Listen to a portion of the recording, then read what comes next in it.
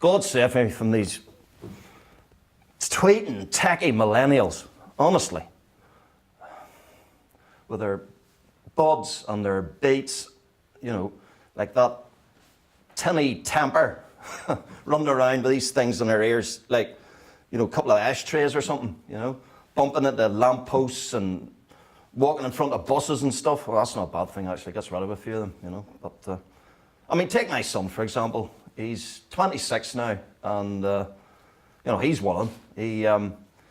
He watches football and porn obsessively. And the other thing he's obsessed about is trying to get away with not paying for it, you know. He hooks up all these devices like bloody spaghetti to every plug in the building, and then he hooks it all into different accounts, like family accounts, friends accounts on Sky and cable. Anything to get away for paying it for free, the wee cheapskate. You can tell he lives at home still, you know. And he alleges he supports Chelsea, you know. I think I might disown him, actually.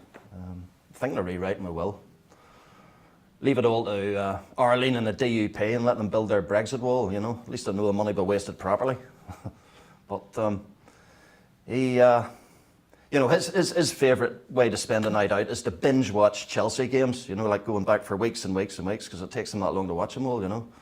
And, you know, he sits in his bedroom, you know, and he's one of these big old chairs with, you know, the flipping knobs and that on it for his games and that, and he's sitting there with a big fucking glass of Chablis or something and a box of Kleenex. He reckons it's for spillages, but, you know, yeah, right, you know, even his ma calls him a wee wanker, you know, but he avoids, he does anything to avoid finding out the result for, you know, 24 hours or more after a game, you know, because that's how long it takes him to catch up on everything, you know. Like, read a friggin' newspaper, for God's sake, and he's looking at me and saying, what's a fucking newspaper? Oh, God. But, you know, he avoids me like the plague, like I got a bowler or something for, you know, like a day or two after a Chelsea game, because he knows if he sees me, got a big smile on my face if they've lost, you know. And I come in one door and he runs out the other. He'd even stand in the rain for 2 days rather than look at me, you know.